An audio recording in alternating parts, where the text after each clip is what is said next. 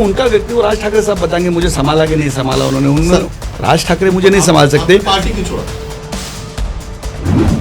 उनके कुछ सपोर्ट की जरूरत नहीं, वो अपनी 3 सीट भी नहीं जिता के लाएंगे। मैं यहाँ दावा करके जा रहा हूँ आपके चैनल के माध्यम से, 3 सीट भी नहीं। 3 सीट उनकी खुद की घर की।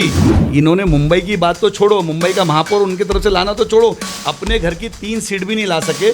ये भी मुंबई के अंदर और अजीत दादा को दिन नजर आएगा। तो मीठी नदी साफ तो होती नहीं, कोई कॉन्ट्रैक्टर जाता है, खाली गाल को ऐसा ऐसा हिलाता है और चला जाता है।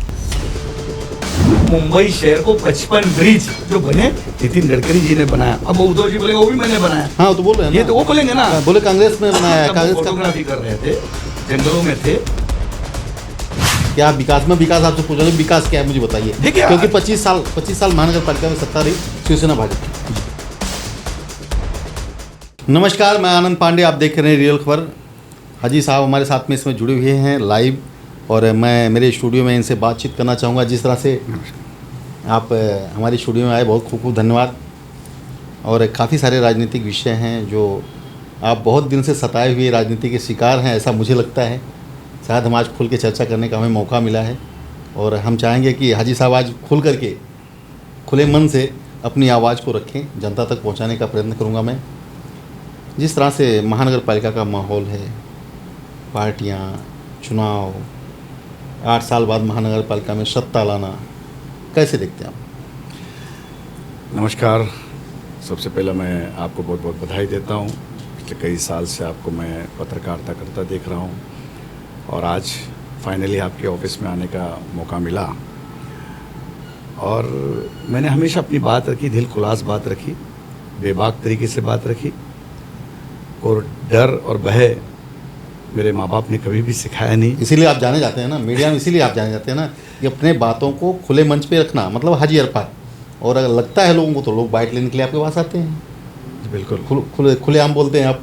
नहीं, जब हर आदमी के मन में अगर सच्चाई होगी तो 100% खुल के बात करेगा, किसी चीज़ का डर नहीं है।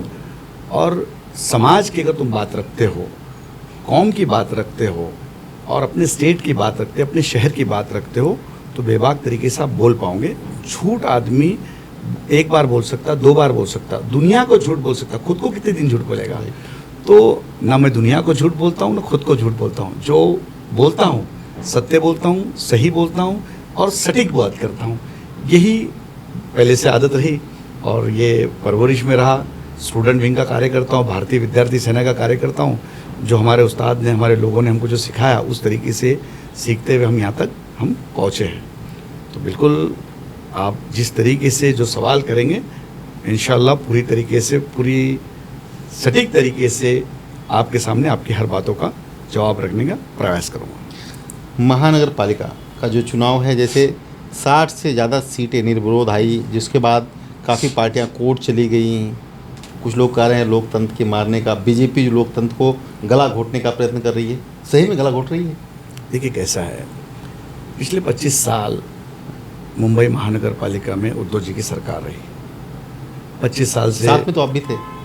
मैं आपको बात करता हूँ, महापौर शिवसेना का रहा, उद्धव जी का रहा, बंगला उनके पास रहा, टहलने वो जाते थे, कुत्ते को घुमाने वो जाते थे। भारतीय जनता पार्टी का कोई कार्यकर्ता या कोई नेता या कोई नगर सेवक नहीं जाता था। मैं आपको बात कर रहा हूँ, साथ में रहना, आज भी हम साथ में है ना, कहाँ हम दूर हैं। हमारे विचार बदल सकते हैं, लेकिन दोस्ती थोड़ी बदलती है। तो आज भी मेरे कई शिवसेना के, कई उद्योग गट के जो हमारे पदाधिकारी मिलते, आमदार मिलते, तो मिलते, गले मिलते, तो उससे कुछ रिश्ते बदलते नहीं। पर शहर की अगर बात करते, मैं मुंबई शहर की बात करता हूँ, जिस शहर में मैं रहता हूँ, जिस शहर में मेरा जन्म हुआ, और मैं यहाँ का भूमिपुत्र हूँ, और उस शहर को मैं 25 साल पहले जैसा देख रहा था, आज भी वैसा देखता हूँ तो दुख होता है। ऐसा लगता है किसी ने स्टॉप का बटन दबा दिया और हम सब वहीं खड़े, और जो लोग घूम रहे फिर रहे, कुछ समझ में नहीं आता कि क्या हो रहा है, और कोई बदलाव नजर नहीं आता है। अच्छे गार्डन्स नहीं है, अच्छे रास्ते नहीं है, टॉयलेट नहीं है, अस्पताल नहीं है, स्कूल्स नहीं है। जो कॉरपोरेशन की जो स्कूल्स थी वो दिन पे दिन बंद होते गई, और वो अच्छे स्पॉट्स पे स्कूल थी वो बिल्डरों को देने की प्लानिंग शुरू हो गई। तो ये जो सारी जो चीजें हम देखते, जो गरीबों का हक जो था, वो कई बड़े लोगों के गले में डालने का काम किया गया। प्राइवेट कॉन्ट्रैक्टरों के ताबे में डालने का। मैं जिधर रहता हूँ कुरला में, वहाँ पे एक मीठी नदी बह रही है। मैं बचपन से देख रहा हूँ मीठी नदी साफ हो रही है, मीठी नदी साफ हो रही है। बरसात आने के पहले 4 महीने पहले कॉन्ट्रैक्ट निकलता है, और मैंने जो देखा भ्रष्टाचार होता है, कंट्रैक्ट निकलता है, भ्रष्टाचार।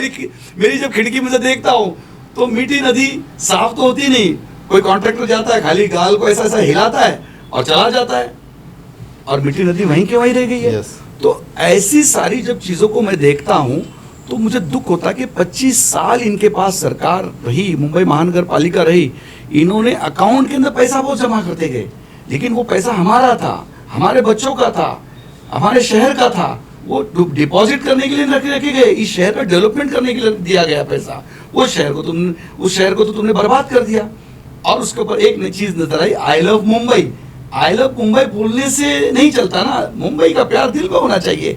आई लव मुंबई बोलते गए और मराठी आदमी मुंबई के बाहर जाता चला गया, हर कोई बाहर जाता चला गया। आप मुझे बताओ, कई पर्यटक जब उतरते हैं तो मुंबई शहर में उतरते, मुंबई की अपनी पहचान है, देश होने दो, दुनिया में हो दो, हर कोई व्यक्ति उतरता तो मुंबई बोले तो वाह, सोचता है कि क्या बात है, इस शहर के अंदर बॉलीवुड के सुपरस्टार्स लोग रहते हैं, हाँ एक फिल्मी नगरी है। और उसके बाद वो देखने के लिए जब जाते तो हमको कुछ प्रश्न पूछते कि हाजी साहब हम घूमने कहाँ जाए, तो हमारे मन में बोलता मैं कहाँ ले जाऊं इनको, एक गरीब आदमी कहाँ जाए, एक अमीर आदमी कहाँ जाए। तो हिंदुओं को अगर प्रश्न अगर किसी ने पूछा तो जाता है सिद्धिविनायक या महालक्ष्मी, उसके सिवा उसके बाद दूसरा रास्ता नहीं। मुसलमान को पूछते तो बाबा मखदूम दरगाह या हाजी अली दरगाह चला जाता है। और थोड़ा दूसरा समाज का जो बंदा होता है या और कोई भी होता है, वो ज्यादा गेट ऑफ इंडिया जो अंग्रेजों ने बनाया, रानी विक्टोरिया ने बनाया, वो जाके हम देखते हैं। आप बताओ पांडे जी, हमारे पास इतना बड़ा भूगोल इलाका है, गवंडी है, मानकुर है, कुरला है, कांदीवली है, मलाड मालवनी है, कई मुमरा, पूना, सांगली, सातारा से जब लोग आते मुंबई शहर में घूमने कहाँ जाए, रानीबाग, समंदर किनारा जब अगर देखने जाते थे, एक जमाने में रेखा जी चलते हुए समंदर किनारे नजर आती थी, राजेश खन्ना जी, वो तो कहते हमने विकास किया है। नहीं आप मैं बता रहा हूँ ना, राजेश खन्ना जी नजर आते थे, जितेंद्र जी उधर चलते हुए नजर आते, विनोद खन्ना नजर आते थे। आज हमारे समंदर किनारे पे अगर हम जाते हैं ना, तो सुबह के वक्त इतना कचरा होता है कि अगर हमारा बच्चा सुबह जॉगिंग करने चला गया तो साहब 10 दिन बीमार होता है, उसके लिए दवाई का खर्चा हमको पहले लाना पड़ेगा। तो ये मुंबई का हाल उन्होंने किया, वर्ली गटर का जो पानी है समंदर में पूरा छोड़ दिया। आज तक जब वो मुख्यमंत्री बने तो मुख्यमंत्री बनने के बाद कई बड़ी बड़ी फॉरेन कंपनियां आई जो वर्ली गटर का जो पानी के ऊपर समंदर में किस तरीके से उसको उपाय निकाले कि इस वापस पानी समंदर का एक नेचर है, समंदर कचरा अपने पेट में नहीं रखता, वो बाहर फेंकता है। तो जब बाहर फेंकता है तो कचरा सब बाहर आता है, हमारे बच्चे कचरे में घूम रहे। तो पूरे मुंबई शहर का उद्धव जी ने कचरा करने का काम किया और महाराष्ट्र के कई इलाके कचरा करने का काम किया। मुख्यमंत्री बनने के बाद 25 साल महानगर पालिका उनके हाथ में रहने के बाद पूरे मुंबई शहर का भकास, कचरा, गंदगी और कोई नौकरी नहीं, कोई डेवलपमेंट नहीं, कोई अच्छी चीज, अच्छे स्कूल्स नहीं, कुछ भी नहीं देने का काम किया। ये इसके पहले की कॉर्पोरेशन ने किया। वो तो कहते हैं हमने विकास किया है, हमने कोस्टल रोड हमारा है, अटल सेतु हमारा है, हमारे टाइम का कार्यकाल है, लेकिन उद्घाटन कोई और करता है और सत्ता में आने के बाद भूमि पूजन कोई और करता है और उद्घाटन कोई और करता है। मेरा भी समय आएगा इनके कामों का, मैं उद्घाटन करूँगा। देखिए कैसा है, जिसके पास बोलने के लिए कुछ नहीं ना, वो इस तरीके से आरोप करते हैं। आप देखिए महाराष्ट्र के मुख्यमंत्री देवेंद्र जी जब बने, उसके बाद मैं कल ही जा रहा था मंत्रालय की तरफ, मेरी गाड़ी जब हाजी अली क्रॉस करते हुए जब नीचे गई, टनल के अंदर गई, तो 60-70 की स्पीड से दौड़ रही थी, तो पता चला ऊपर समंदर है और नीचे से 70 की स्पीड में मुझे लगा कि मैं मेरे मुंबई में भी या फॉरेन में हूँ। तो जैसी वो तो बोलते हमारा है, वो जब मैं आपको बता रहा हूँ ना किसने बनाया, मैं बता विजन किसका है मैं आपको बताता हूँ। और जैसी मैं उस गाड़ी से इस रफ्तार से दौड़ने लगा तो मेरे मुंह से वाह देवेंद्र फडणवीस आया, वाह भारतीय जनता पार्टी आया, क्योंकि आप मैं पार्टी वापस जब हो ना, रिटर्न आया, मैं आपको बता रहा हूँ पार्टी को ना, नहीं मैं पार्टी की बात नहीं कर रहा हूँ, मैं एक बात बता रहा हूँ, एक मुंबई का हूँ, मैं पार्टी का लीडर बाद में हूँ, पहले मैं मुंबई का स्थानिक हूँ, मुंबई का भूमि पुत्र हूँ। जब मैं वापस रिटर्न आ रहा था तो जब मैं हाजी अली का ब्रिज चढ़ा और सामने जब दरबार को देखा और सामने से सलाम जब मैंने किया तो दिल इतना खुश हो गया, समंदर की लहरें चल रही थी और मैं एकदम सामने से मेरे दरगाह को देख रहा था और साइड से सब एक के बाद एक के ब्रिज जब देख रहा था तो ऐसा लग रहा था कि मैं किसी फॉरेन कंट्री से मैं जा रहा हूँ। तो ये अपने आप में एक बड़ी बात थी, ये मुंबई की खूबसूरती है, मुंबई की खूबसूरती नजर आई। और जब मैं वर्ली सीलिंग आई, आप बोलते ये अपना है। आप अटल बिहारी वाजपेयी जी के पास मैं जब उस जमाने में जाता हूँ, अटल बिहारी वाजपेयी जब प्राइम मिनिस्टर बने तो देश के अंदर जो एक्सप्रेस हाईवे जब किसी ने देखा नहीं था, उन्होंने इस देश को दिखाने का काम किया। कांग्रेस ने बनाया। नितिन गडकरी साहब जब बने तो मुंबई शहर के अंदर जब वहां पे जब मिनिस्टर बने तो नितिन गडकरी जी ने मुंबई शहर को 55 ब्रिज जो बने नितिन गडकरी जी ने बनाया। अब उद्धव जी बोलेंगे वो भी मैंने बनाया। हाँ तो बोल रहे हैं ये तो वो बोलेंगे ना, बोले कांग्रेस में बनाया। कांग्रेस फोटोग्राफी कर रहे थे, जंगलों में थे, उनको कुछ नहीं मालूम उस मामले के अंदर कोई भी। देखिए कैसा है, मैं समझता हूं विकास का नाम भारतीय जनता पार्टी, डेवलपमेंट का नाम भारतीय जनता पार्टी, मोहब्बत का नाम भारतीय जनता पार्टी और दुखियों में गरीबों के साथ खड़े होने का नाम देवेंद्र फडणवीस। मैं जितना समझ रहा हूं इस पार्टी को समझ रहा हूं, इस पार्टी में रहकर मैं सारी चीज देख रहा हूं और ये मैं नहीं बोल रहा हूं, मुंबई का हर नागरिक बोल रहा है। जब रास्ते बनते तो हिंदू भी जाता है, मुसलमान भी जाता है, सिख भी जाता है, ईसाई भी जाता है। जब रफ्तार से हाजी अरफात शेख अगर उधर से कुछ वर्ली सीलिंग से जा रहा था तो हर जाति धर्म का आदमी है। किसी एक व्यक्ति और किसी एक जाति धर्म के लिए वो डेवलपमेंट नहीं होता है, एक शहर का विकास होता है। और मुझे यकीन है भारतीय जनता पार्टी का विकास क्या है, क्या विकास में विकास आपसे पूछ रहा हूं, विकास क्या है मुझे बताइए। क्योंकि 25 साल महानगर पालिका में सत्ता रही शिवसेना भाजपा की। जी शिवसेना भाजपा, पानी भरता है, कुर्ला पानी भरता है कि नहीं भरता है बताइए। देखिए एक बात बताता हूँ, भरता है कि नहीं भरता पानी? नहीं तो ये पानी भरता है कि नहीं भरता, वहां की जनता परेशान। बात तो फिर किसकी वजह से, उसकी देन कौन है? मीठी नदी का, उसकी भाई आप भी साथ में थे उसके, तो बिल्कुल उसकी देन। महापौर किसका था? स्टैंडिंग कमेटी चेयरमैन किसका था? लेकिन आप सत्ता में थे, मेकर का था, रिमोट कंट्रोल किसके हाथ में था? भागीदारी थी, आप बताइए ना, सत्ता की भागीदारी।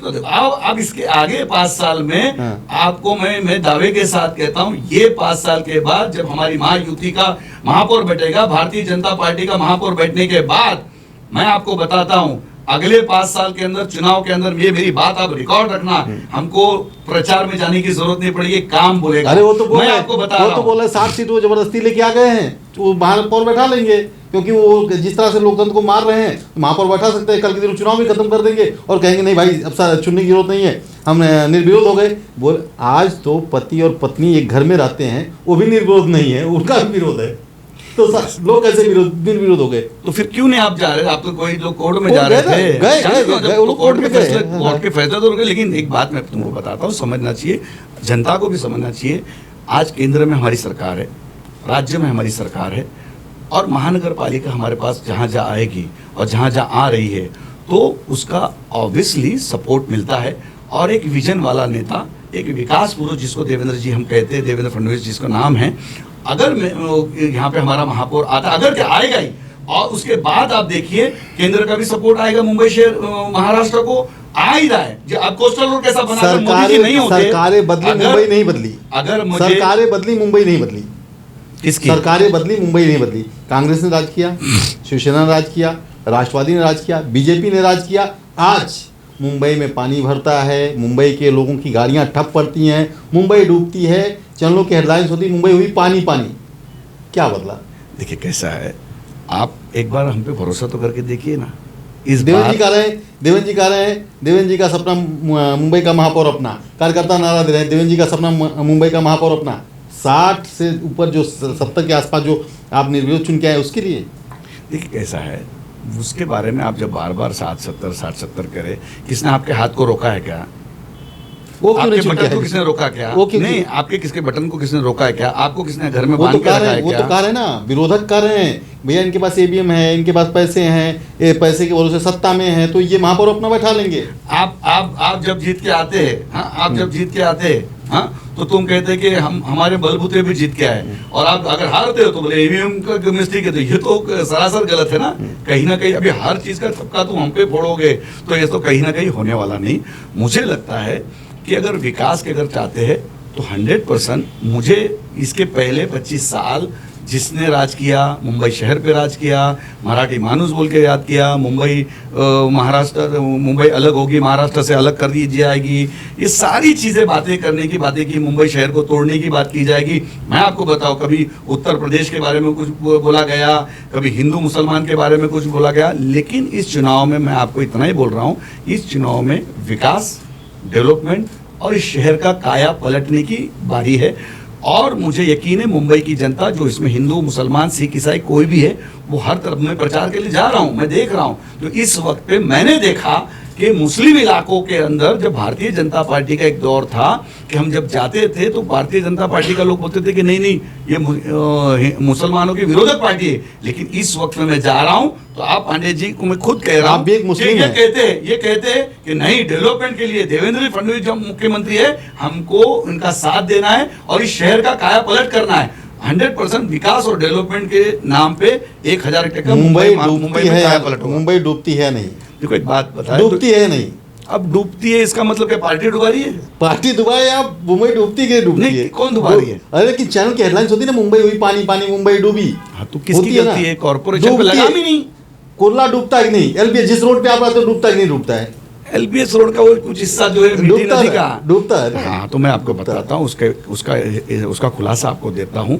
जब मीठी नदी के अंदर जो कॉन्ट्रैक्ट निकलता है, हजारों करोड़ का कॉन्ट्रैक्ट निकलता भ्रष्टाचार है ना? भ्रष्टाचार, पूरा का पूरा भ्रष्टाचार में डूबा हुआ जो उद्धव जी का पूरा गुट है पूरा, उसी के अंदर उनका धंधा है। और उस धंधे के ऊपर ये सारी चीज उन्होंने कभी भी जनता के बारे में नहीं सोचा, मीठी नदी के बारे में नहीं सोचा और कॉन्ट्रैक्टर के बारे में सोचा। ये हमेशा हुआ और उसका भुगतान हम कुर्ला के लोगों को भुगतना पड़ा और भुगत रहे। मुझे यकीन है कि हमारा महापौर बैठने के बाद 100% जो हाइट है, कुर्ला की जो हाइट है, आपको बता रहा हूं, जो मीठी नदी का आ रहा है, तो ये जो वाशी का इलाका, ये अप इलाका है, ये निचला इलाका है और पानी इलाका है ये साइड में। जब जब हाई टाइड होता है समंदर के अंदर, तो उस वक्त पे पानी बाहर जाने का, बहाव का कोई सिस्टम वहां लगाया नहीं। अगर वर्ली गटर और उस लाइन को, जो माहिम की जो लाइन को सही तरीके से जोड़ा गया और पंपिंग सिस्टम अगर सही तरीके बनाया, तो ये हालात नहीं होंगे। अब कुर्ला को तो ऊंचा तो कर नहीं सकते, डेवलपमेंट हो चुका है, बिल्डिंगें बन चुकी है, सारी चीजें आ चुकी है, लेकिन पंपिंग सिस्टम अगर कभी तुमने प्रॉपर तरीके से लगाया गया तो 100% ये कुर्ला का भी जो मीठी नदी का प्रॉब्लम है और पानी भरने का प्रॉब्लम है 100% सॉल्व हो सकता है। मुंबई महानगर पालिका में महापौर किसका? हमारा। कैसे? महायुति का। कैसे? 100% लोग देंगे, लोग जिता के देंगे, जनता जिता के देंगी। जनता कैसे जिताएगी? बिल्कुल जिताएंगी, देखिए। हाँ, कैसे जिताएगी? वोट देगी। विरोधक का वोट नहीं है, ईवीएम है। अब वो विरोधक का तो काम है कुछ भी बोलना, क्यों मेहनत नहीं कर रहे? क्योंकि उनके पास बोलने के लिए कुछ नहीं है ना, उनके पास विचार नहीं है, काम करने के लिए, बताने के लिए कुछ नहीं है, उनकी 4 लाइन नहीं है। बताओ ना, आज कार्यकर्ता घूम नहीं सकते, 4 कार्यकर्ता बता नहीं सकते, पैम्फलेट बताने से हमने क्या। आज मैं रानी बाग के अगर मेरे बच्चों को ले जाऊं, मैं बचपन में जो रानी बाग के अंदर शेर देखा था, आज भी वही शेर है, आज भी वही मोर है, आज भी वही हत्ती है।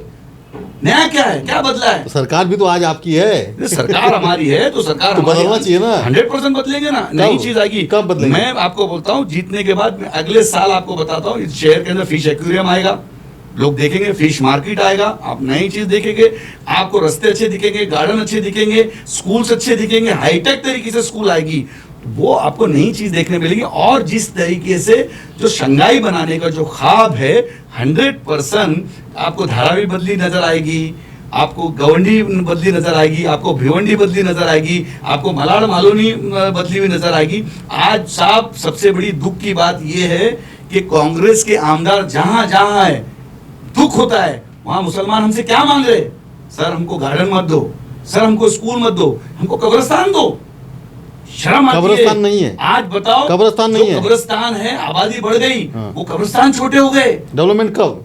आप बताओ डेवलपमेंट कब? हम सरकार से बात करके, हम कॉर्पोरेशन के आप अंदर एक मुस्लिम आके, लीडर मैं हैं। आपको बताता हूं, कब्रिस्तान जो मांग रहे, आखिरत के लिए मांग रहे हैं कि उनको डर सता रहा, अगर कल मैं मर गया तो मेरे पास कब्रिस्तान नहीं है, तो कब्रिस्तान देने का काम ये हाजी अराफत शेख बिल्कुल करेगा। और मेरे समाज के अंदर, मुख्यमंत्री जी के अंदर, सरकार के अंदर मैं ब्रिज का काम करूंगा, ये आपसे वादा करता हूं।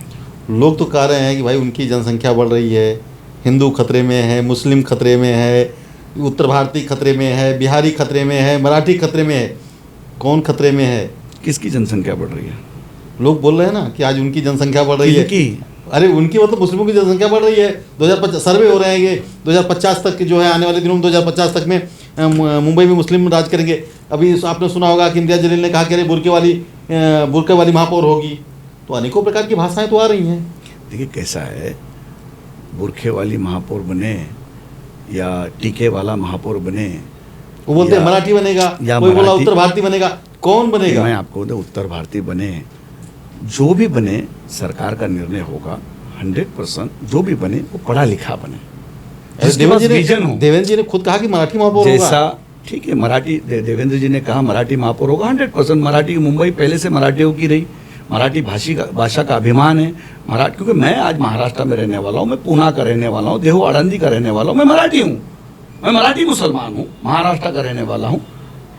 तो अगर मैं कहूँगा कि अगर कोई मेरा मराठी भाई अगर बनता है, अगर जात से वो हिंदू है पर महाराष्ट्र का रहने वाला मराठी है, तो क्या फर्क पड़ता है? पढ़ा लिखा होगा, इस शहर का काया पलटने वाला होगा, पर जो भी होगा उसके पीछे सरकार का सपोर्ट होगा, केंद्र सरकार का सपोर्ट होगा, राज्य सरकार का सपोर्ट होगा, और सभी लोग उसके साथ खड़े होंगे। 100% वो महापौर काम कर सके। आज तक तो ऐसा नहीं हुआ, महापौर तो रहा इसके पहले, लेकिन उसका रिमोट कंट्रोल मातोश्री पे रहा। अब मातोश्री का हाल ये रहा, जब बाला साहब जब थे, हयात थे, तब मातोश्री का हमने उस वक्त पे, मैं भारतीय विद्यार्थी सेना का कार्यकर्ता था, मैं जब मातोश्री पे जाता था तो वहां पे एक ऐसा मामला मैंने देखा, जो चैनल होता था, जो बाला साहब जो पिक्चर देखते थे, मराठी पिक्चर देखनी है तो मराठी पिक्चर जितने लोग बैठे उनको वही देखनी है। लेकिन बाद में कुछ सालों के बाद जब वो हयात नहीं रहे, तब वो चैनल वहां पड़ा, टीवी भी वहां पड़ा हुआ, लेकिन कोई आया टक करके दूसरे चैनल लग गया, दूसरे ने आया बटन दबाया दूसरा चैनल लग गया, तीसरे ने आया तीसरा चैनल लगा, अभी कौन सा चैनल है? चौथे ने आया चौथा लगा अभी दिया। कौन सा चैनल है? रिमोट भी वही है, हाँ। मातोश्री भी वही है, टेलीविजन भी वही है, लेकिन हर एक के हाथ में रिमोट चला गया। महाराष्ट्र में चैनल कौन सा है? आप ये सब अलग अलग चला गया और रिमोट हाथ से निकल गया। चैनल कौन सा तो है? हर महाराष्ट्र का आदमी चैनल कौन मजबूर सा हो है? गया। नहीं, अब आप बताओ, अभी चैनल आपके महाराष्ट्र का चैनल, चैनल अभी तो आपके चैनल पे बैठा हूँ, आपके चैनल की तारीफ भी करूंगा, बाकी कुछ नहीं है। पर मैं आपको एग्जांपल दे रहा हूँ कि वो जो रिमोट कंट्रोल था जो मुंबई का, जिस तरीके से एक आवाज आती थी, ना ऐसा व्यक्ति कोई था, ना आया ना आएगा, ऐसा मुझे लगता है। जिसने इस शहर के लिए अच्छा सोचा, जिसने जो शहर की एक शान रही, और देश और दुनिया में एक अलग रुतबा कायम करने वाले कम व्यक्ति होते जिसमें उनका नाम आता है, माननीय हिंदू हृदय सम्राट बाला साहब ठाकरे, जिसको हर जाति धर्म का उद्धव आदमी ठाकरे तो कह रहे हैं व्यक्ति ना, पसंद करते हैं। उद्धव मैं आपको ठाकरे- बताऊं, उद्धव ठाकरे- और उद्धव जी ने क्या कर दिया? उद्धव जी कह रहे पूरा उसका हैं उल्टा कर कि दिया। पार्टी हमारी चुरा लिए, हमारे बाप को चुरा लिए, हमारे बाप के नाम से आगे बढ़े। उद्धव जी कह रहे हैं पार्टी चोरे, सिंबल छीन लिया हमारा, कहीं ना कहीं हमारे साथ में गद्दारी हुई। तो गद्दारी किस साथ में हुई? बताता हूँ, उन्होंने देवेंद्र जी कहते हैं मेरे साथ में गद्दारी हुई। देखो एक बात बस, और ये उद्धव जी कह रहे हैं मेरे साथ में गद्दारी किसके साथ में हुई? देखिए कैसा है, कोई कहता है कि बाप चुराया, ठीक है, बाला साहब सभी के थे, पूरे देश के थे, ये आप भी मानते, आप भी मानते हो, बाला साहब सभी के थे। विचार जो होते हैं वो बड़े होते हैं, आप ये समझना पड़ेगा। कोई ऐसे व्यक्ति होते हैं, जैसे गांधी जी हो गए, ऐसे कुछ लोग, सुभाष चंद्र बोस जी हो गए, ऐसे कई जो व्यक्ति जो हिंदुस्तान में बड़े महापुरुष आए, जिनको दुनिया ने सराहा, हिंदुस्तान के लोगों ने सराहा, उसमें से माननीय बाला साहब को भी उसी तरीके से मान सम्मान रिस्पेक्ट मिला, आज भी उनको मानते हैं। अब चुराना, लेके जाना, पार्टी का विजन सभी शिवसेना के लोग रहे, सभी आपके साथ के रहे, आप संभाल नहीं पाए तो उसके अंदर कोई हमारी तो गलती नहीं ना, हम सब साथ में थे। मैं भारतीय विद्यार्थी सेना का कार्यकर्ता, कोई नहीं संभाल पाया ना, कर रहे हैं आप। बिल्कुल नहीं संभाल पाया, उनकी गलती रही ना। अगर उनकी गलती नहीं रही तो सबसे पहले राज ठाकरे अलग नहीं होते। मनसे ने क्या हाजी अरफात को नहीं संभाल पाई? देखिए मनसे का जो मामला रहा ना, संभाल पाई या नहीं संभाल पाई? नहीं देखो, कोई किसी को संभाल पाई या नहीं संभाल पाई? हाजी अरफात को मनसे ने संभाल पाई या नहीं संभाल पाई? देखो कैसा है, एक लीडर संभाल पाई या नहीं संभाल पाई? नहीं, बिल्कुल, मैंने मनसे के अंदर कुछ चीजें मुझे देखी, संभाल पाई या नहीं संभाल पाई? अब वो उनका व्यक्ति, वो राज ठाकरे साहब बताएंगे मुझे संभाला कि नहीं संभाला उन्होंने।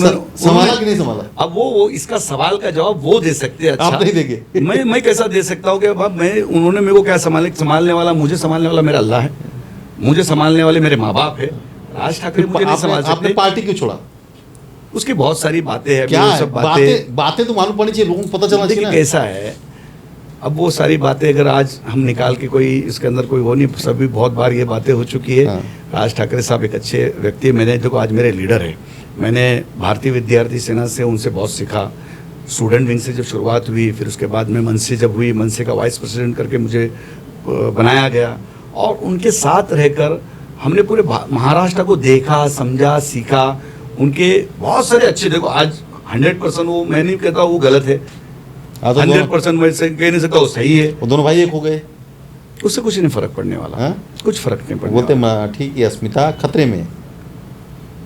अब और देखो- मराठी की अस्मिता खतरे में है, इसके नाम पर चुनाव लड़ना है। मराठी बोलते परप्रांतीय, बिहारी, उत्तर भारतीय, ये आए मुंबई में राज करना चाहते हैं। सही है। अभी आप बोले मुसलमान से डर रहे थे, अभी उत्तर प्रदेश से आप डर रहे। हम नहीं डर रहे, वो डर रहे। अब वो डर रहे तो उनको डरने दो ना, मुझे क्या लेना देना। मैं तो यहाँ हूँ, मैं क्यों मारा डर रहे? तो मैं। अरे भाई, अभी कैसा खुलासा है तो करिए। देखिए एक बात मैं आपको बताता हूँ कि राज ठाकरे साहब अभी आपने से- राज ठाकरे का बयान तो सुना होगा ना, उद्धव जी का भी बयान सुना होगा। उनके पार्टी लेवल के जो नेता हैं, अभी कल भी मैंने जैसे बात किया कई सांसदों से, वो ईवीटी के, लेकिन उन्होंने यही कहा कि जिस तरह से मुंबई में लोग राज करना चाहते हैं, बाहरी मतदाता हैं ईवीटी, अगर इस बार मराठी आदमी जागा नहीं तो मुंबई में मराठी आदमी का अस्तित्व खत्म हो जाएगा। ऐसा भी उन्होंने रखा ही नहीं। रही बात राज और ठाकरे साहब की, उधर देवेंद्र जी और एकनाथ शिंदे जी कहते हैं कि मराठी आदमियों के लिए हम घर बना रहे हैं, मराठी आदमी जो यहाँ बाहर गए उनको लाने का प्रयत्न कर रहे हैं। क्या है माजरा? देखिए कैसा है, जो स्थानिक भूमिपुत्र है, जो मुंबई का रहवासी है, वो यहाँ रहना ही चाहिए, वो उसकी शान है। हर एक अपनी चीज़ों की, जैसे कि हम वड़ा पाव के ऊपर बात करते हैं, एक जनरल बात करते हैं, तो अगर वड़ा बनाता है तो मराठी आदमी बनाता है, पाव बनाता है तो उत्तर प्रदेश का आदमी बनाता है, तो दोनों जब का मिलन होगा तो 100% कहीं ना कहीं वड़ा पाव का स्वाद आएगा। मसाला जो हम पूना के लोग बनाते, जिसको हम पूना के घाट के ऊपर रहने वाले घाटी लोगों के ऊपर बनाते, तो हम मसाला हम बनाते, तो ये एक अलग शान है, अलग चीज़ है। और अब बिरयानी खाने जब भिंडी बाज़ार में चले जाएंगे तो मुसलमान की बिरयानी, तो मुसलमान भी उतना अहमियत वाला है। शिरखुरमा अब ईद के दिन हमारा पीने आओ तो वो एक अलग उसकी अहमियत है, अलग पहचान है। हम इस चीज़ों से कब बाहर निकलेंगे? ये जो इलेक्शन जो है, सूफीज़म खतरे में है क्या? मैं आपको बताता हूँ, ये जो चीज़ें हैं, ये पहला इलेक्शन जो, मैं आप पहले बात तो आप समझ लेना, ये कोई देश का इलेक्शन नहीं चल रहा है, ये कोई देश का नहीं, एक राष्ट्र, मैं आपको बता रहा हूँ, एक प्रदेश का तो है। ये मुंबई के अंदर, मुंबई एक महानगर प्रदेश का तो है। स्टेट के अंदर जब इलेक्शन जब मैं चलने की बात करते हैं, ये व्यक्ति डेवलपमेंट, एक नगर सेवक क्या होता है? एक नगर सेवक एक परिवार का हिस्सा होता है, वो हर डोर टू डोर है, घर तक के जाता। आमदार एक अलग होता है, खासदार एक अलग होता है। तो ये नगर सेवक एक परिवार से जुड़ा होता है और वो अपनी बातें आमदार तक रखता है, विधान भवन तक जाती है, मुख्यमंत्री तक जाती है, मुख्यमंत्री जी दिल्ली तक ले जाते हैं। ये सब सिस्टम में प्रोसेस है इसमें। तो ये इलेक्शन जो मुंबई का जो इलेक्शन है, इसके बारे में अगर बात करते हैं, आपने कहा राज ठाकरे की बात करेंगे, उद्धव जी को फायदा होगा, नुकसान होगा, दोनों भाई एक होंगे। दोनों भाई हम तो बचपन से सुनते आए, एक होंगे, एक होंगे, एक होंगे। वो तो ठीक है, उनके घर के लिए अच्छी बात है ना, एक हो गए, उनका परिवार एक हो गया, अच्छी बात है। कोई भी भाई लड़ना नहीं चाहिए। आज दोनों परिवार एक हो गए तो उनके परिवार का भला अच्छी हुआ। बात है। उनके परिवार का भला हुआ। मुंबई और महाराष्ट्र का क्या लेना देना इसमें? वो बोल रहे हैं महाराष्ट्र के भला के लिए हम एक साथ में आए हैं। तो महाराष्ट्र के भला कौन सा ऐसा विजन लेके आएंगे, कौन सा ऐसा काम लेके आएंगे? राज ठाकरे साहब अभी कुछ दिनों पहले गंगा के पानी को हड़ बोल रहे थे, छी बोल रहे थे। उन्होंने हिंदुओं का दिल दिखाया, जो जितने उत्तर प्रदेश के लोग जो गंगा उसी स्नान करने गंगा जाते, में आज भी करोड़ों लोग स्नान कर रहे हैं। हाँ, तो वो उन्होंने हड़ कहा। तो आप हिंदू किस तरीके से उनको देखता है? देखिए कैसा है, मैं मेरे घर के बाहर रहता हूँ, मेरे वहाँ 4 मस्जिद है, ठीक है। 4 मस्जिदों में अलग अलग तरीके से आवाज़ आती है, लेकिन जितना हमको कोर्ट ने मान्यता दी है उतना ही हमने चलाना चाहिए, उतनी आवाज़ में होना चाहिए। हमको अजान क्यों चाहिए कि हमारे घर तक के अल्लाह अकबर की सदा आए और हम नमाज के लिए जाए। उसमें एक चीज़ कहा कि हय्या अला सलाह हय्या अल फलाह, नमाज के तरफ चलो, दीन की तरफ चलो। हम आवाज़ सुन के जाएंगे। रमज़ान के अंदर अजान आती है तो हम रोज़ा खोलते, उस अजान की आवाज़ से सुनते। उतनी तो कई जगह पे हिंदू इलाके के अंदर भी ऐसी मस्जिदें हैं जिसके वजह से कई हिंदू जो उनको अजान नहीं सुनना है, या उनको उसके आवाज़ से उनकी माँ अगर बीमार है या उनका छोटा बच्चा उठ जाता है, तो ऐसे इलाके के अंदर जैसे घाटकोपर वगैरह इलाके के अंदर, किरीट जी के इलाके के अंदर जो हो रहा तो उन्होंने उसके ऊपर किया। तो सभी लोगों ने कोर्ट की मान्यता के हिसाब से, और अजान 8:30 बजे तो हो ही जाती है, तो 12 बजे तक तो परमिशन से, जैसा मुसलमानों को एक परमिशन दिया है, क्रिश्चियन लोगों को न्यू ईयर के अंदर 12 से 1 बजे तक की न्यू ईयर मनाने का परमिशन दिया है, हर समाज के लोगों को दिया है। तो उस हिसाब से सिस्टम के बाहर जाके करना नहीं, और ना मुसलमान करता है ना करेगा। तो ये तो समझ लेना कि जो सिस्टम है, जैसा चल रहा है, संविधान जो कह रहा है, जो सिस्टम चल रहा है, कानून कह रहा है, कानून का पालन सभी करो और पालन करना चाहिए। जो कानून का पालन नहीं करेगा तो उसको पनिशमेंट मिलेगी, कौती मिलेगी, पुलिस फाइन मारेगी, ये सब चलता रहता। मेरी बात जब आपने कहा कि उन राज ठाकरे साहब के वजह से जिस तरीके से, जिस छठ पूजा का उन्होंने आंदोलन किया, जिसको हट पार्टी पूजा छोड़ने किया, का कारण क्या रहा? मुझे एक बात खुलासा करिए कि मन से छोड़ने का कारण क्या रहा? देखिए कैसा है, आपने जो मन से छोड़ने की अगर बात की तो ताज होटल के अंदर 70 लोगों से काम पे से निकाल दिया गया था। मैं आपको बताता हूँ, मेरे पिताजी सीरियस थे, लास्ट स्टेज पे थे। डॉक्टरों ने कहा कि कुछ मिनट और कुछ सेकंड के बाद शायद आपके पिताजी दुनिया से पर्दा कर जाएंगे। हज़रत सूफ़ी सलामती पीर रहमतुल्लाह अलैह जो देव रोड में आराम फरमा रहे हैं, मेरे वालिद, कुछ 70 लोग आए। आने के बाद उन्होंने मेरे पिताजी के पैर पकड़े आईसीयू में और उन्होंने कहा कि हाजी साहब, ताज लैंडसन से हमको काम पे से निकाल दिया गया है, हमारे परिवार के बच्चों को दुआ लगेगी, आप हमारे लिए आइए। और उस वक्त फैजल मोमिन जो राज ठाकरे साहब के करीबी दोस्त भी रहे और वो सचिन तेंदुलकर जी के भी दोस्त रहे, और मैंने आओ ने देखा, ताओ ने देखा, मैंने देखा कि ना जाने इन लोगों की दुआओं के बरकत से शायद मेरे पिताजी फिर से अच्छे हो जाएंगे। और मैंने कुछ नहीं देखा और सीधा ताज होटल में घुस गया और मेरा आंदोलन शुरू हुआ। मुझे आंदोलन वाला लीडर करके पूरे देश में जाना जाता है। उस वक्त में मुझे राज ठाकरे साहब का फ़ोन आया और जो हमारे दोनों में संभाषण हुई, वक्त आने पर वो बातें मैं रखूँगा। क्या संभाषण क्या था? सुनिए, संभाषण उनके अविनाश अभ्यंकर का पहले फ़ोन आया, मैंने उठाया नहीं। फिर उसके बाद सुनील हर्षे जो उनके दोस्त थे, उनके नंबर से फ़ोन आया और राज ठाकरे साहब ने मुझसे जो बातें की। बातें क्या थी? वक्त आने पे जरूर बताऊंगा। वक्त ये ना, नहीं अभी तो आप पार्टी में नहीं तो बता सकते ना। वो सारी बातें लोग भी आज जानना मुझे ऐसा महसूस हुआ, मैं इतने अंदाज में बोल रहा हूँ, आपने बार बार उस बात को छेड़ा कि मुझे यहाँ नहीं रहना है। क्यों? कि जो मैंने उनसे एक ही कहा कि साहब, मुसलमान नहीं है, भैया नहीं है, सर्व मराठी लोग का है। और उन्होंने उसका जो जवाब दिया, वो जवाब मैंने सुना, क्या था फोन वो कट जवाब कर दिया, वक्त आने पे ज़रूर बताऊंगा। और मैंने निर्णय लिया और उसके बाद मेरे घर आया, मेरे पास बाड़ा नांदगांवकर जी आए और नासिक के आमदार मेरे पास आए, सभी लोगों ने कहा, मैं मिला साहब से, जाके मैंने मुलाकात की और मैंने सारी बातें रखी। लेकिन मुझे लगा कि मुझे अब इनके साथ नहीं रहना है। और 2 रोज़ के बाद मेरे पिताजी की डेथ हुई। मैंने उसके बाद निर्णय लिया और मैंने मनसे का राजीनामा दिया। आप बताइए, मनसे के अंदर जब मैं छोड़ा तो ट्वीट किया गया था कि हाजी अराफात के साथ 7 लोग नहीं जाएंगे, और जब मैंने छोड़ के गया मेरे साथ 70,000 लोग रास्ते पे थे। और जब मैंने प्रवेश किया था, हिंदू, मुसलमान, सिख, ईसाई, सब ट्रांसपोर्ट, रिक्शा वाला, टैक्सी वाला, टेम्पो वाला, यहाँ तक के नासिक महानगर पालिका के सभी लोग, और नासिक महानगर पालिका गिर गई और कई नगर सेवक, कई जिला अध्यक्ष मेरे साथ राजीनामा दिए। मैं तो बहुत छोटा आदमी था, एक हाजी अराफात, एक छोटे परिवार का, राज ठाकरे साहब बहुत बड़े आदमी, और हाजी अराफात, इतने लोगों ने हाजी अराफात शेख का हाथ पकड़ा और उस पार्टी को मेरे साथ राजीनामा देकर छूटा। कहीं ना कहीं सच्चाई की जीत हुई और मेरे साथ हजारों लोग। बीजेपी से कुछ दिन पहले आपकी भी नाराजगी थी? मेरी कोई नाराजगी कभी भी नहीं थी कि भाई पार्टी में?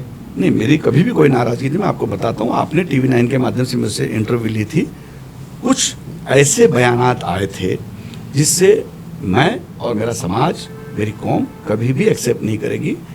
बहुत सारी ऐसी बातें चलती है, हिंदू, मुसलमान, सिख, ईसाई, ठीक है, वो तो एक राजनीति है। पार्टी में कैसे आप हैं? पार्टी में निकाल कैसे रहे हैं? नहीं, मजबूरी है या फिर हाजी अराफात पार्टी में लीडर है? नहीं, बिल्कुल। एक बात बताओ, मैंने जो सवाल आए थे उस सवाल का जवाब मैंने दिया। सब चीज़ बर्दाश्त होगी, लेकिन मोहम्मद पैगंबर साहब के बारे में गलत बात बर्दाश्त नहीं होगी। और उसका सटीक और जिस तरीके से, जिस अंदाज में जवाब देना हाजी अराफात ने दिया। और मेरी पार्टी ने भी कहा, जिन जिन लोगों ने जाके मीडिया वाले ने पूछा था, बिल्कुल पार्टी ने कहा कि जिस उनको बात लगी वो हिंदुत्व की बात की है, उन्होंने अपनी तरीके से बात की। वो कौन? नीतीश राणे ने अपनी बात रखी, उन्होंने अपने अंदाज में बात रखी, हाजी अराफात शेख ने अपने पक्ष में, दोनों ने अपनी। ये पार्टी का लेना जिस तरह से आप एक पार्टी में जिनके बाप मंत्री रहे हों, केंद्रीय मंत्री रहे हों, नीतीश राणे जी मंत्री हैं, आप उनके विषय में इस तरह के आप शब्दों का प्रयोग कर रहे थे, छोटे छोटे आप शब्दों का, जो लोग देख करके सुन रहे थे और हंस रहे थे, कैसा लगा वो आपको? देखो, उन्होंने अपने अंदाज में, अपने शैली में अपनी बात रखी, मैंने मेरे अंदाज में अपनी शैली में बात रखी। मुझे लगा, उनको लगा कि उन्होंने ठीक कहा, मैंने लगा मुझे ठीक लगा। इससे पार्टी का कोई लेना देना नहीं था। फिर क्या बातचीत हो पाई है? बिल्कुल, हम एक पार्टी में बातचीत होने का क्या, वो मेरे दुश्मन थोड़ी है। उसके बाद उन्होंने कोई, कभी भी मुझे नहीं लगता मेरे पैगंबर के बारे में, मस्जिदों के बारे में कभी कोई अपशब्द यूज किया। इंडिविजुअल उनकी जो अगर बातें होगी, जो देश विरोधी जो बातें करने वाले होंगे या देश के खिलाफ बातें करने वाले होंगे, ऐसे लोगों के विरोध मैं भी रहूंगा, जो वो भी है। आप सूफीज़म को मानते हैं, एक सूफी संत के लड़के हैं। जिस तरह से आप मुस्लिम चेहरे हैं, भारतीय जनता पार्टी में लीडरशिप करते हैं, क्या मुस्लिम कौम आपको बर्दाश्त करती है? बिल्कुल करती है। मैं कोई गलत काम कर नहीं रहा हूँ। मैं मेरे कौम में और मेरी पार्टी के अंदर एक ब्रिज का काम कर रहा हूँ। और सूफियों को हमेशा, मैं ऑल इंडिया सूफी बोर्ड पीर आदिल का मैं पूरे हिंदुस्तान का अध्यक्ष हूँ। हर साल एक शाम गरीब नवाज के नाम जब प्रोग्राम होता है, पहले प्रोग्राम में देवेंद्र जी आए, आप देवेंद्र जी का भाषण सुनिए। मैं समझता हूँ जितने भी पीर वहाँ बैठे हुए थे, वो सारे लोग दंग रह गए कि जिस तरीके से सूफीज़म की परिभाषा क्या है, सूफी क्या होता है, संत क्या होता है। तो उन्होंने कहा कि ये देश संतों का है, ये पीरों का देश है, ये गरीब नवाज का देश है, और उन्होंने खासतौर पर ज्ञानेश्वर का देश है। और उन्होंने कहा कि मैं जिस जगह से आता हूँ, ताजुद्दीन बाबा के वहाँ से आता हूँ, और जिस तरीके से उनका जो स्टेटमेंट वो आपकी चैनल के अंदर मैं दूंगा, ज़रूर सुनना और आप मुतमईन हो जाएंगे। हर साल आशीष शेलार जी आते हैं, अर्जुन खोतकर जी आते हैं, एकनाथ शिंदे जी आते हैं, हर साल आते, और उस प्रोग्राम के अंदर कई हिंदू संत भी होते। और आप उनका लिबास जब देखेंगे तो आपको लगेंगे कि भगवा लिबास, भगवा लोग हिंदू कहते हैं हमारा है, और हम कहते हमारा है। तो कैसे हमारा है? तो ये हम भगवा को चिश्तिया कलर में देखते हैं कि सरकार गरीब नवाज के दुशाले का कलर था, इसलिए हिंदू कहता है भगवा हमारा है, और मुसलमान पीर और फकीर को जो मानने वाला जो संत होगा, पीर होगा, वो कहता है ये चिश्तिया कलर है। हम गरीब नवाज की आंखों से जब उस भगवे को जब देखते हैं तो उस भगवे से भी हमको प्यार होता है। तो वो हम सूफीज़म में दुनिया में आने का मतलब, मकसद क्या, दुनिया में हम किस लिए आए, किसकी हमदोसना करना है, किसके गीत गाने आए, यही चीज़ सूफीज़म में सिखाई जाती है। और इसीलिए सारे समाज के लोग, हिंदू, मुसलमान, सिख, ईसाई सूफीज़म को पसंद करते हैं, सूफी संगीत को पसंद करते हैं। वहाँ कव्वाली होती है, बड़े शानदार तरीके से मनकबत पढ़ी जाती है, और उस मनकबत सुनने को आते हैं। हाजी अरफात ने कहा कि मैं गरीबों को, मेरी पार्टी गरीबों को न्याय देगी। हाजी अरफात को पार्टी न्याय कब देगी? पार्टी में उनके कद और पद कब बढ़ेंगे? देखिए, मुझे लगता है कि आज मैं जिस पद पे हूँ, जिस तरीके से हूँ, मैं काम कर रहा हूँ, यही मेरे लिए बहुत बड़ी बात है। चुनाव लड़ेंगे क्या? नहीं, कभी चुनाव लड़ने की सोचा नहीं, इच्छा नहीं, और ख्याल भी नहीं आता है। हमेशा लड़वाया, और कभी भी क्या होता है। फिर मंत्री कैसे बनेंगे आप? किसको शौक है मंत्री बनने का? नहीं शौक है? बिल्कुल शौक नहीं है। फिर राजनीति क्यों करते हैं? राजनीति नहीं करता हूँ, मैं समाज सेवा करता हूँ। समाज सेवा नहीं राजनीति है? नहीं, मैं समाज सेवा करता हूँ। आप देखिए 24 घंटे, आप देखिए मेरे ऑफिस में जब आके देखेंगे, शुक्रवार के दिन कम से कम 2-2.5 हज़ार लोग रहते। कई साल से देखो, कुरला के अंदर जब मैं बैठता हूँ, लाइन लगती है, अलग अलग समस्या, अलग अलग लोग आते हैं। बहुत सारे लोग मुझे मिलते हैं और कहते हैं कि आपके वालिद जब जिंदा थे तो उनका एक सपना हुआ करता था कि हमारा लड़का जो है मंत्री बनेगा महाराष्ट्र में, और महाराष्ट्र का मंत्री कब हाजी अरफात महाराष्ट्र के मंत्री बनेंगे, हम लोग जानना चाहते हैं। उनकी दुआओं से मैं बना ना मंत्री, कैबिनेट मंत्री बनाया ना, देवेंद्र फडणवीस जी ने मुझे बनाया। लेकिन आशीष शेलार जी ने हाथ कई सालों से कुर्सी खाली है ना। बिल्कुल, आशीष शेलार जी ने हाथ पकड़ के लेके गए देवेंद्र जी ने। मैं महाराष्ट्र के अंदर पहला ऐसा होगा कि पहला मंत्री बना, पहला अल्पसंख्यक आयोग का अध्यक्ष बना, 15 दिन के बाद बीजेपी में प्रवेश हुआ, वो भी देवेंद्र जी ने 15 दिन के बाद ट्वीट किया। तो ये भी अपने आप में एक बड़ी बात है। जब मिला उसको भी मैंने स्वीकारा। मैं तो एक देवेंद्र जी का सपना महापौर अपना कैसे? बिल्कुल होगा, विकास के नाम पे, डेवलपमेंट के नाम पे, और जिस तरीके से जो सभी को लोग साथ में लेके चल रहे, और हम सबकी दुआएं उनके साथ में।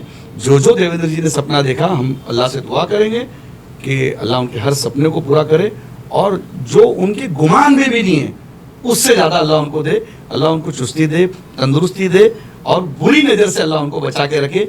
जो इस महाराष्ट्र का काया पलट करने का उस देश के लिए उन्होंने सोचा है, इस महाराष्ट्र के अंदर 100% मैं समझता हूँ कई सालों के बाद इस महाराष्ट्र को ऐसा सुलझा हुआ मुख्यमंत्री मिला है। ये अपने लिए स्वाभिमान की, अभिमान की बात है। ये अब समझना पड़ेगा। कहीं कहीं महायुति जो है, महायुति में दरारें दिख रही हैं अलग अलग।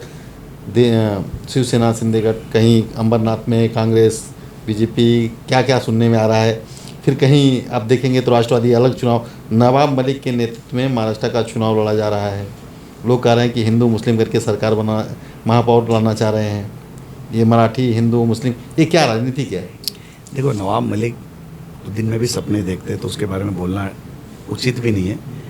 और देखिए बीजेपी ने वो बहुत साथ छोड़ा दिनों ना, से- बीजेपी ने साथ छोड़ा ना, बिल्कुल उस छोड़ेंगे टाइम ना, पे खुलासा, ऐसे- उस टाइम पे खुलासा आपने ही किया था। देखिए कैसा है, मैं वापस बोल रहा हूँ, नवाब मलिक दिन में सपने देखते हैं, उनको सपना देखने का अधिकार है, और बीमार है। अब के इतने दिन से वो जामीन की स्पीच में किडनी फेल है उन्होंने कहा, और किडनी का नाम लेकर लेकिन बीजेपी कोर्ट में बताया, मेहरबानी किसकी? मैं आपको बता, किसी की कोई मेहरबानी नहीं है। कोर्ट में उन्होंने क्या प्रोसीड किया कि मेरी किडनी फेल है, मैं बीमार हूँ, हालत ऐसे बेचारे चलते थे। लेकिन अभी देखो इलेक्शन के अंदर मस्त चल रहे, तो मैं सीबीआई को कह रहा हूँ, मैं एनआईए को कह रहा हूँ, मैं ईडी को कह रहा हूँ, मैं कोर्ट को कह रहा हूँ, देखिए कितने अच्छे तरीके से चल रहे हैं। अभी किडनी ठीक हो गई, इलेक्शन आ गया, किडनी ठीक हो गई, वापस चेक करवाओ किडनी का, और उस व्यक्ति को जहां रहना है उसकी जगह पे जेल में पहुंचाओ। क्योंकि मैं आपको बता रहा हूं, कल उनका मैं एक स्टेटमेंट देख रहा था, जो स्टेटमेंट में उन्होंने एक चीज कही कि 3 घर के उनके कैंडिडेट खड़े हुए, उनकी वो बहन, तो कह रहे हैं उनका ना भाई। कि बिना मेरे सपोर्ट करके महानगर पालिका में कोई महापौर नहीं बना पाएगा। आप सुनिए तो सही पांडे जी, उनके कुछ सपोर्ट की जरूरत नहीं, वो अपनी 3 सीट भी नहीं जिता के लाएंगे। मैं यह दावा करके जा रहा हूँ आपके चैनल के माध्यम 3 से, सीट भी नहीं। 3 सीट उनकी खुद की घर की, जिन्होंने कहा कि उनकी बहन सईदा, उनका भाई कप्तान और उनकी कोई बहू वगैरह कोई खड़ी है, तो ये 3 सीट भी अगर वो जिता ले उनके घर की, तो भी बहुत बड़ी बात है, आप समझ लेना।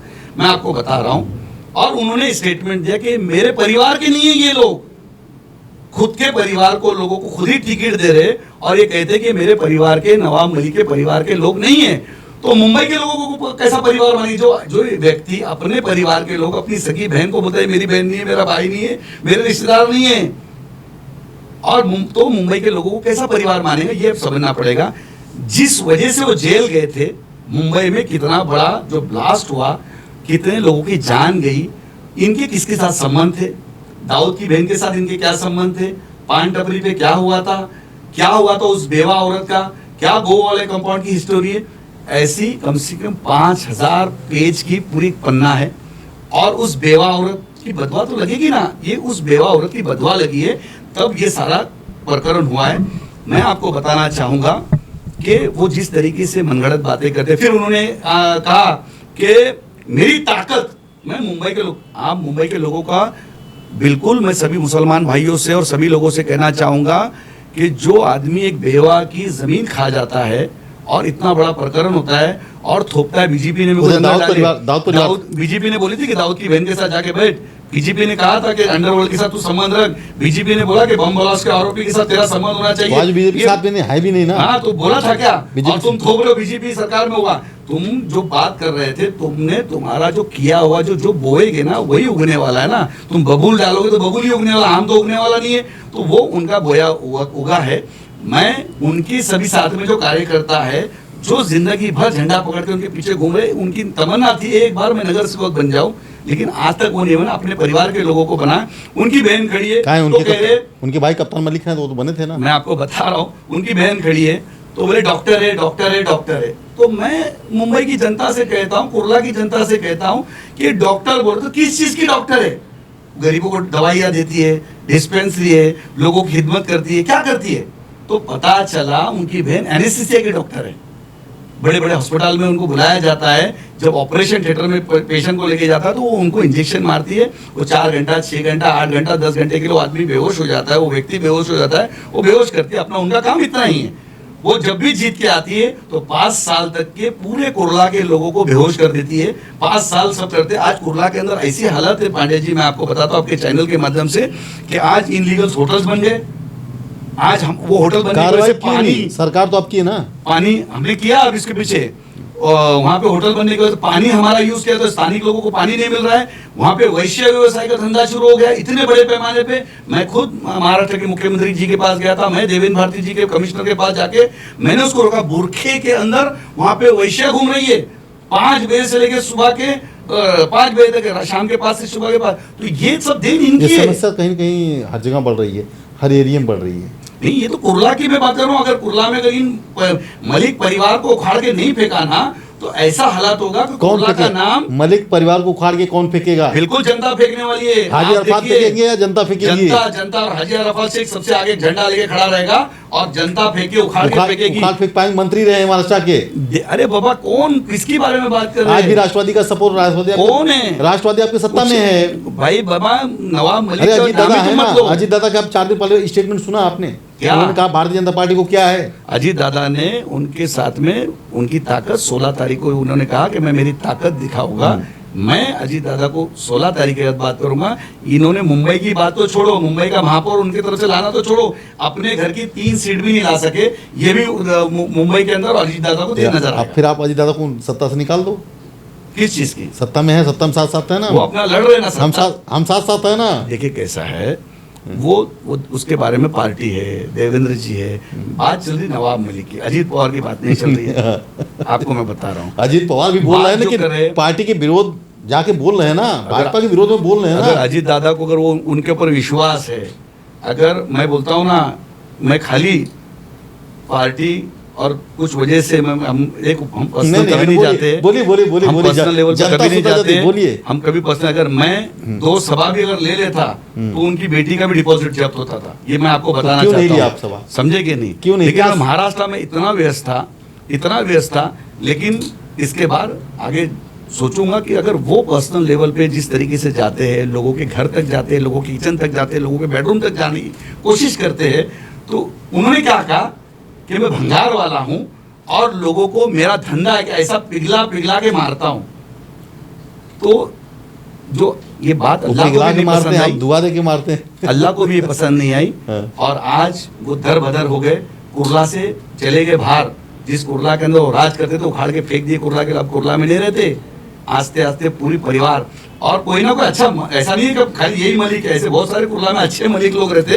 तो मैं उन अच्छे मलिकों को कहूंगा कि आप सामने आओ और कुर्ला का विकास करो, कुर्ला का डेवलपमेंट करो, और इन मलिकों को उठा के उखाड़ के फेंको और अच्छा कैंडिडेट लेकर। आज हमारे वहाँ कुर्ला में अच्छा है ना, पेडनेकर हमारी डॉक्टर आई है ना, महिला है, अच्छी है, करो। बाकी के जो लोग आए तो हर जगह आप कुर्ला, कुरैश नगर, कसावाड़े की अगर बात करोगे, कब्रिस्तान का जो हालत कर दिए बड़ा करने का, मट्टी भरने को पता चले नवाब मलिक के परिवार को मट्टी का कारोबार है, और मट्टी बड़ा रुक रहे हैं। बिल्कुल। तो कार्रवाई कब, कितना कार्रवाई करने को, जनता ही परेशान हो गई कि हर चीज इनका है। इनका बस चले तो पान टपरी भी इनकी है, अस्पताल भी इनका है, डॉक्टर भी है, दरगाह भी इनकी, कव्वाल भी है। अभी मैं बात बताऊं, दरगाह की बात निकली। हमारे एक बाबा वहां रहते थे, जिसका बहुत बड़ा आस्थाना था, जिसको समंदरी पीर के नाम से लोग जाना करते थे। सुन्नियों का एक बहुत बड़े पाए के बुजुर्ग, और उनके बेटे हाशिम बाबा मेरे पास आए और उन्होंने कहा कि एक बिल्डर आया है, ये आस्थाना है, इसमें हिंदू, मुसलमान, सिख, ईसाई सभी उस दरगाह को मानते, आस्थाने को मानते। वहाँ छला हुआ है गरीब नवाज सरकार का, और वहाँ पे मौकील नहीं, जिन्नात है, और उस असर से लोगों के फायदे होते। तो मैंने एक दिन, जब नवाब मलिक मंत्री थे, मैंने विधान भवन के गेट पर उनको पकड़ा और उनको बोला, वो एक आस्थाना है, सरकार गरीब नवाज का नाम है, और वहाँ लोग आते हैं और लोगों का फायदा होता है, और वहाँ पे मौकील जिन है। तो उन्होंने कहा कोई ऐसा जिन विन नहीं होता, नवाब मलिक खुद जिन है, मैं खुद मौकील हूँ, इस तरीके से ऐसा उन्होंने कहा। और कुछ दिनों के बाद, उसके बाद उस नवाब मलिक ने सुन्नियों को हिलाने का काम किया, दरगाह को हिलाने का काम किया, उस बैठक को तोड़ने का काम किया, और एक बिल्डर को उन्होंने वो जगह दे दी। और वो बाबा हाशिम बाबा वहां से रोते हुए कलीना की तरफ चले गए। हजारों लाखों लोगों की बदुआ लगी, और मुझे यकीन है ये जो आज उनके साथ जो हुआ वो मौकिलों का नतीजा था। वो सरकार गरीब नवाज का आस्थाना उन्होंने हटाया, सुन्नियों का दिल दुखाया। मैं तमाम कुर्ला की सुन्नी मस्जिदों से, तमाम सुन्नियों से, सरकार गरीब नवाज को मानने चाहने वाले को, और हाशिम बाबा और समंदरी पीर को मानने वालों से कहूंगा कि आज उसको उखाड़ने का टाइम आया। हमारे जो बदुआ लगनी तो लगी, लेकिन आज उनके सब तीनों चारों जो सीटें उनको भी उखाड़ने का टाइम आया है। और सभी सुन्नी मस्जिदों से, सुन्नी मानने वालों से, गरीब नवाज को मानने वाले से और हाशिम बाबा के जितने फॉलोअर्स उनको कहूंगा कि बिल्कुल और बिल्कुल ये चीज़ ध्यान में रखिए। और उसका गवाह चश्मदीद मैं हूँ, मैंने कहा तो, लेकिन उन्होंने वो नहीं किया। और 8 दिन के बाद उनका दरबार तोड़ दिया गया, बहुत बेरहमी से तोड़ा। मैं अल्पसंख्यक आयोग के ऊपर अध्यक्ष करके काम कर रहा था, लेकिन उन्होंने किसी की नहीं सुनी। और बिल्डरों को, उनकी नज़र में कोई दरगाह नहीं, कोई चीज नहीं, पैसा सबसे बड़ा रुपया, यही उनका एक मकसद रहा। और पैसे के दम पे इतनी बोलते। और मैं कहूँगा कि जो हुआ है उसकी सजा कोर्ट, और जरूर उनको इंसाफ, वो जो महिला जिसके साथ गलत हुआ है, बेवा महिला, उसको इंसाफ जरूर इंशाअल्लाह ताला मिलेगा। आप जब, हाँ, थोड़ा सा मैं जाना चाहूँगा थोड़ा सा पीछे तरफ, जिस तरह से आप अल्पसंख्यक आयोग के अध्यक्ष रहे, मंत्री रहे वहाँ जब आप थे तब कुछ अलग ही काम हुआ करते थे, मतलब लोगों में काम देखते थे। लेकिन इस समय अल्पसंख्यक आयोग है या नहीं है ऐसा पता भी नहीं चलता है। माइनॉरिटी सेल है या गायब हो गया ऐसा पता भी नहीं चलता है, क्यों? देखो, उसके बारे में मुझे नहीं पता है। मैंने जब मुझे देवेंद्र जी ने अल्पसंख्यक आयोग का अध्यक्ष बनाने के बाद मैंने आयोग अपलियादारी ऐसे एक मुहिम निकाली, एक ऐसा नाम लिया सबसे पहला। और पूरे महाराष्ट्र के 36 जिलों की तरफ मैं घूमने के लिए निकला कि आयोग में तुम मत आओ, आयोग तुम्हारे पास आएगा।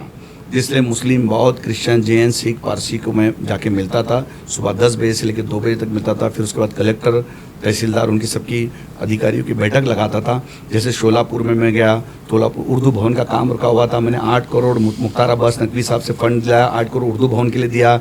क्रिश्चियन समाज के लिए सांगली के अंदर मैंने क्रिश्चियन समाज को 2 एकड़ का कब्रिस्तान का मामला था, मैंने वहाँ कब्रिस्तान, जो कई साल से मामला था, क्रिश्चियन का कब्रिस्तान नहीं मिल रहा था, क्रिश्चियन समाज को दिया। जैन साधु मुनि को रास्ते पे तकलीफ होती थी, सुरक्षा देने का काम, 1000 रुपये निःशुल्क पुलिस प्रोटेक्शन देना। विनोद तावड़े जी से कहकर, मैंने उस मंत्री को कहकर, विनोद तावड़े जी ने निःशुल्क पुलिस प्रोटेक्शन दिया। जब अभी जैन साधु मुनि महाराष्ट्र में जब कभी भी आएंगे, ता कयामत तक जब तक सरकारें रहेगी, मैंने GR पास करा के कैबिनेट का ठहराव लिया और सुरक्षा दिलाने का काम करके दिया। मैं बता रहा हूँ, ये सब मैंने काम किया। वो मुझे काम का मुझे शौक रहा, मैंने मेरे तरीके से काम किया। और देवेंद्र जी ने, विनोद तावड़े जी ने पूरा सपोर्ट किया। 6 महीने में मैंने 32 करोड़ रुपए तक के अल्पसंख्यक समाज को मैंने देने का काम किया। मस्जिदों के, मदरसों के, दरगाहों के, वॉल कंपाउंड के सब काम करने में मुझे अल्लाह ने कामयाबी दी। अचानक में सरकार गई, देवेंद्र जी मुख्यमंत्री पद से हट गए। जिस शान से मैं आया था इस पार्टी के अंदर मंत्री बनकर, मेरे देवेंद्र फडणवीस जी ने मुझे लाया, मैंने उसी शान के साथ राज्यपाल के पास गया। ना देवेंद्र जी को पता है, ना आशीष शेलार जी को पता, ना किसी को पता। मैं सीधा गया, भूषण गगरानी जी के पास गया, उनको मेरा राजीनामा दिया। जब उद्धव जी मुख्यमंत्री थे, भूषण गगरानी जी ने कहा कि मेरा पावर नहीं है, मैं ले नहीं सकता, आप राज्यपाल को दीजिए। और मैं राज्यपाल जी, कोश्यारी जी के पास गया। राज्यपाल जी ने कहा कि आपके पास 6 साल है, आप क्यों फिक्र करते हो, आप रहो, कुछ होगा मैं इसको एक्सटेंशन दे दूंगा। मगर नहीं, मैं इस डर के मारे राजीनामा नहीं दे रहा हूँ। मैं इसलिए राजीनामा दे रहा हूँ क्योंकि मुझे पता है अगर मैं कोई ऑर्डर करूँगा तो मेरा मुख्यमंत्री देवेंद्र जी नहीं है, मेरे अल्पसंख्यक मंत्री विनोद तावड़े जी इस पे नहीं है, मेरे काम रुकेंगे। और जबरदस्ती में टाइम पास करना नहीं, जिस शान से मैं, पार्टी ने मुझे मंत्री बनाया, उसी शान से मैं छोड़ के बाजू में जा रहा हूँ। और मैं उसमें से हट गया। कुछ ऐसे मस्जिद के मुद्दे थे, नवी मुंबई और पूना के, सांगली के, ऐसे कुछ अटपटे मुद्दे थे जो मैं नहीं कर पा रहा था। अगर मैं एक मस्जिद का काम नहीं कर पा रहा हूँ तो कहीं ना कहीं उस पद पे रहने का मुझे अधिकार नहीं था। मैंने जाके उस शान से गया और मुझे यकीन है मेरी पार्टी ने मेरा काम देखा और काम देखने के बाद मुझे सही तरीके से काम करने के लिए सरकार के अंदर कहीं ना कहीं अच्छी जगह पे मैं फिर इंशाल्लाह ताला अच्छी जगह, मेरे मुख्यमंत्री जी 100% मेरे समाज को, अल्पसंख्यक समाज को बढ़ावा देने के लिए 30 लाख कुरैशी खाटी समाज के लोगों को न्याय देने के, सूफियों को न्याय देने के लिए मुझे सरकार पे कहीं ना कहीं अच्छी जगह पे जरूर वापस बिठाएंगे और मैं इंशाल्लाह ताला फिर से वापस उस तरीके से काम करूँगा। 16 तारीख को कैसा देखते हैं? 16 तारीख के दिन जल्लोश मनाएंगे, धमाल करेंगे। कुर्ला के अंदर एक जोरदार जुलूस होगा और जुलूस लेकर मैं मुंबई भाजपा कार्यालय, महाराष्ट्र की भाजपा कार्यालय पे जाऊंगा। मुंबई अध्यक्ष से मुलाकात करूंगा, उनसे बात करूंगा, उनको पेड़ा खिलाऊंगा, आशीष शेलार जी को गुलाब जामुन खिलाऊंगा और देवेंद्र जी को बहुत अफलातून लेके जाऊंगा। अरे क्या बात है, क्या बात है। तो मुझसे बातचीत करने के लिए बहुत बहुत धन्यवाद। आपने सारे विषयों पे प्रकाश डाला। इसी तरह से हम बार बार मिलते रहेंगे आपसे और महाराष्ट्र में जो भी, महाराष्ट्र से लेकर केंद्र तक जो भी खूबियाँ और खामियाँ हैं हम प्रस्तुत करते रहेंगे, जनता तक पहुँचाते रहेंगे। रियल खबर का वादा है सच के साथ। तो आप हमारे स्टूडियो में आए, आपको बहुत बहुत धन्यवाद। अस्सलाम वालेकुम।